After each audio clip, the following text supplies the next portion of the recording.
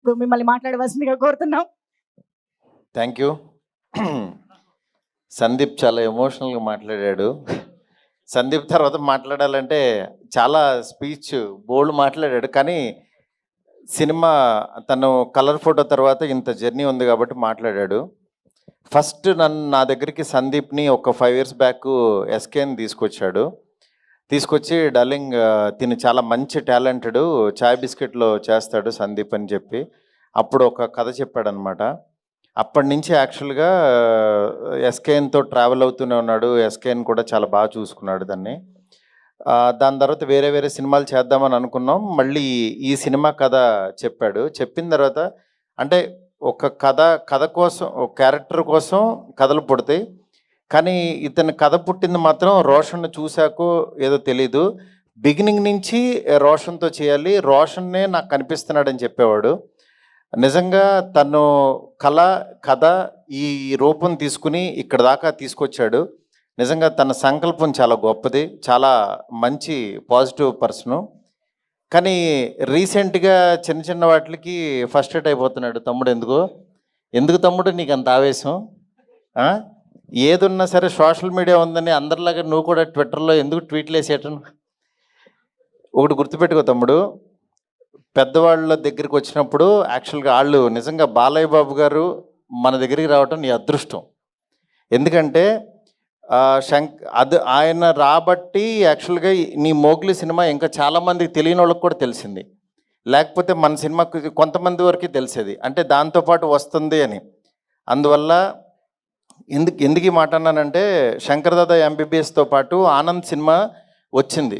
Anand cinema Shankar Dada ఎంబీబీఎస్తో పాటు వచ్చింది కాబట్టే, చిరంజీవి గారిది వచ్చింది దాంతోపాటు వచ్చింది కాబట్టి చాలామందికి తెలిసింది. ఆ సినిమా చూశారు. ఇవాళ ఒక శేఖర్ కమ్లాని ఒక మంచి డైరెక్టర్ని మనం ఇదయ్యాం. అలాగే నువ్వు కూడా బాలయ్య బాబు గారి బ్లెస్సింగ్స్తో నువ్వు ఎదగాలని కోరుకుంటున్నాను నేను. ఎందుకంటే ఎప్పుడు మనం నెగిటివ్ ఉండొద్దు. ఎందుకంటే ఒక పని జరిగిందంటే మేబీ ఈ డేట్ నీకు 13 రావటం మంచిదేమో, దాని గురించి మనం ఫస్ట్రేట్ అయిపోయి ట్వీట్లో వేసేసి కామెంట్స్ వేసేసి అవి వద్దు. ఎందుకంటే నువ్వు చాలా ఎదగలు తమ్ముడు. నువ్వు మాట్లాడుతుంటే వినబుద్ధి అవుతుంది. అందుకని ఈ మాట చెప్దాం అనుకున్నాను. ఎనీవే, మా పీపుల్స్ మీడియా సంస్థలో అన్ని రకాల సినిమాలు, అంటే ఒక పక్క నుంచి నాతో ఎంత పెద్ద సినిమా చేస్తున్నారో తెలుసు, అలాగే ఇలాగ మోగ్లీ ఇలాంటి మంచి సినిమాలు కూడా తీస్తున్నారు పక్క నుంచి.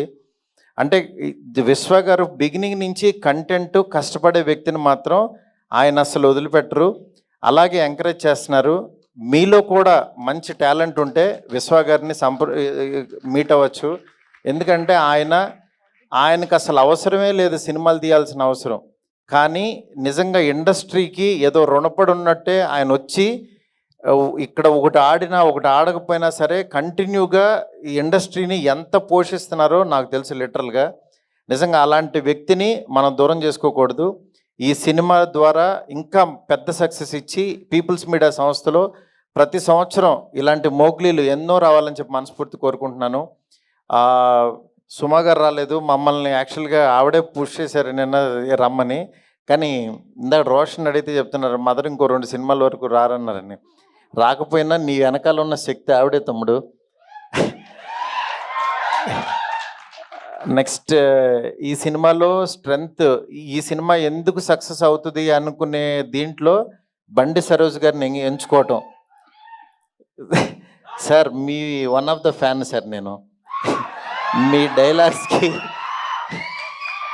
నేను ఆ మాంగళ్య బలం మొదలు పెడితే అలా కారులో కూర్చొని చూస్తానే ఆఫీస్కి వచ్చేసాను సార్.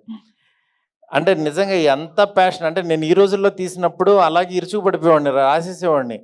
అట్లా యాక్చువల్గా సరోజ్ గారిని చూస్తే చాలా గొప్పగా అనిపించింది. సార్ మేము కూడా ఒక మంచి క్యారెక్టర్ రాసుకుంటాం సార్, చేయాలి సార్ మీరు. ఎనీవే, ఇక్కడికి ఈ టీంని బ్లెస్ చేయడానికి వచ్చిన రాణా గారికి నిజంగా ప్రతి చిన్న సినిమా ఏదన్నా క్వాలిటీ బాగుందంటే మా వెనకాల రాణా గారు ఉన్నారంటున్నారు. రాణా గారికి చెప్పాను సార్ బాగుందంటున్నారు. అలాగే రాణా గారు, సురేష్ బాబు గారు మంచి కంటెంట్ ఉన్న సినిమాల్ని థియేటర్స్ తీసుకొచ్చి రిలీజ్ చేస్తున్నారు. ఆ సినిమా గురించి గట్టిగా లౌడ్గా చెప్తున్నారు. రాణా గారికి చాలా చాలా థ్యాంక్స్ సార్. టీం అందరికీ కూడా చాలా బాగా ప్రొఫెషనల్గా చాలా బాగున్నాయి, అన్ని క్రాఫ్ట్స్ చాలా బాగా చేశారు. ఈ సినిమా బాగా ఆడాలని మనస్ఫూర్తి కోరుకుంటున్నాను. All the best to entire team. Thank you so much. Thank you sir, thank you so much Maruti గారు. అండ్ ఇప్పుడు మన మోగ్లీ మాటలు వినే